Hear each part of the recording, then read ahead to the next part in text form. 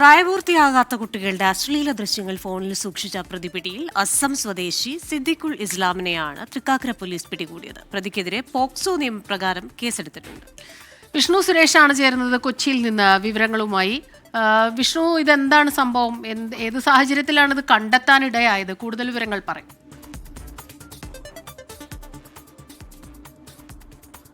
Operation D hunt, അതായത് ലഹരി വിരുദ്ധ പരിശോധന നടത്തുന്നതിനിടയിലാണ് ജഡ്ജിമുക്കിൽ താമസിച്ചിരുന്ന ഈ പ്രതിയെ പോലീസ് കസ്റ്റഡിയിലെടുക്കുന്നത്. പിന്നീട് ഇയാളുടെ മൊബൈൽ ഫോൺ പരിശോധിച്ചതിൽ നിന്നാണ് പ്രായപൂർത്തിയാകാത്ത കുട്ടികളുടെ അശ്ലീല ദൃശ്യങ്ങൾ ഈ മൊബൈൽ ഫോണിൽ കണ്ടെത്തിയത്. ഈ പശ്ചാത്തലത്തിലാണ് പ്രതിയെ കസ്റ്റഡിയിലെടുത്ത് വിശദമായി ചോദ്യം ചെയ്യുകയും നിലവിൽ പോക്സോ നിയമപ്രകാരം കേസെടുക്കുകയും ചെയ്തത്.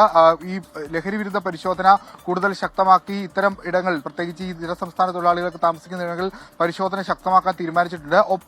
അതിനോടൊപ്പം ചേർത്ത് വെക്കുന്ന ഒരു കാര്യം കൂടിയാണ് ഈ പി ഹണ്ടുമായി ബന്ധപ്പെട്ടുള്ള പരിശോധനകളും ഇനി റൊട്ടീനായി തന്നെ നടത്താൻ കൊച്ചി സിറ്റി പോലീസ് തീരുമാനിച്ചിട്ടുണ്ട്. അതിന്റെ ഭാഗമായി കൂടിയുള്ള ഒരു അറസ്റ്റായി ഇതിനെ കാണാം. സിദ്ദിഖുൽ ഇസ്ലാം എന്നാണ് ഇയാളുടെ പേര്. ഇയാൾ ഇവിടെ കുറച്ച് നാളുകളായി താമസിക്കുന്ന ആളാണ്, ജോലി ചെയ്തു വരുന്ന ആളാണെന്നാണ് പോലീസിൽ നിന്ന് ലഭ്യമാകുന്ന വിവരം. ഏതെങ്കിലും തരത്തിൽ ഇയാൾക്ക് ഈ ലഹരി ഇടപാട് സംഘവുമായി ബന്ധമുണ്ടോ എന്നും പോലീസ് പരിശോധിച്ചു വരികയാണ്.